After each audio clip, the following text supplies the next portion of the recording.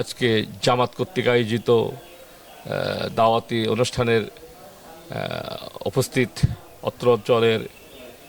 জনতা, দাওয়াত পেয়ে আমি এসে বিশেষ করে এখানে জামাতের সেক্রেটারি সুজাউদ্দিন জোয়ারদার এবং শামসুদ্দিন চেয়ারম্যানের দাওয়াতে গ্রহণ করে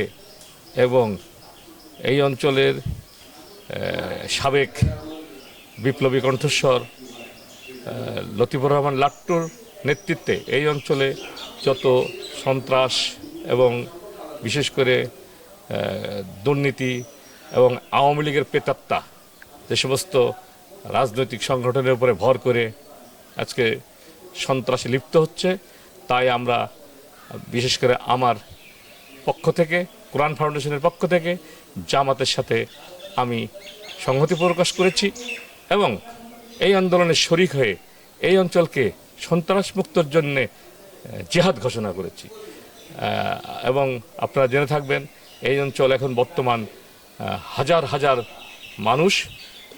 সন্ত্রাসমুক্ত প্রতিবাদে ঐক্যে কণ্ঠে একত্রিত হয়ে সম্মিলিতভাবে আমরা ধীরে ধীরে সারা কুষ্টিয়াতে সন্ত্রাসমুক্ত আন্দোলনে ঝাঁপিয়ে পড়ব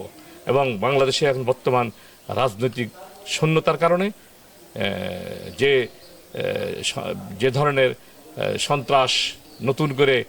আওয়ামী কায়দায় আরও ভয়াবহভাবে আসছে, আমরা সেইগুলি পর্যবেক্ষণ করছি। আমরা বাংলাদেশে এই বিশেষ করে দ্বিতীয়বার আওয়ামী লীগের মতন ফ্যাসিস্ট আর যাতে পৃথিবীতে জন্ম না নেয় সেই ব্যাপারে আমরা অটল। আমি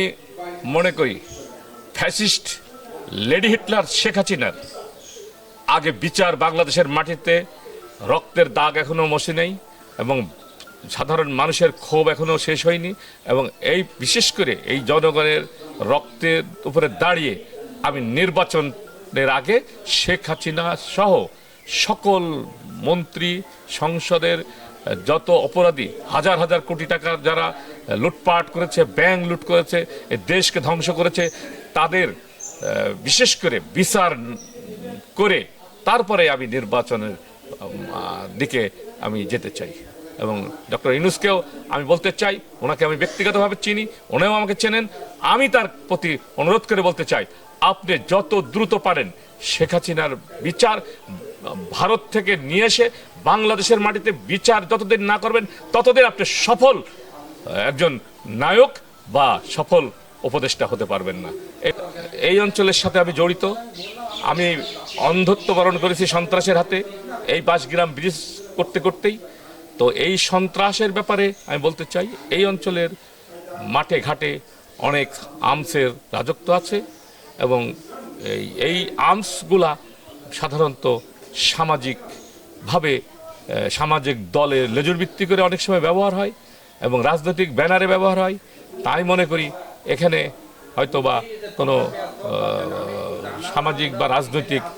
ব্যানারে এটি ষড়যন্ত্রকারী হিসাবে ষড়যন্ত্র করে হয়তোবা এগুলো সৃষ্টি হয়েছে। তা আমরা এই ব্যাপারে সজাগ আছি এবং প্রশাসনের সাথে আমরা যোগাযোগ রাখছি, উপর মহলেও যোগাযোগ রাখছি, জনগণের সাথে সমন্বয় রাখছি। তবে যারাই এইগুলো গুলি করে থাকুক তাদেরকে চিহ্নিত করে বের করে তাদের বিরুদ্ধে আমরা অচিরেই শাস্তি গ্রহণ করার জন্যে এবং যেখানে পাওয়া যাবে সেখান থেকে ধরে ধরে প্রশাসনের হাতে দেওয়ার জন্য আমরা সিদ্ধান্ত গ্রহণে যাচ্ছি।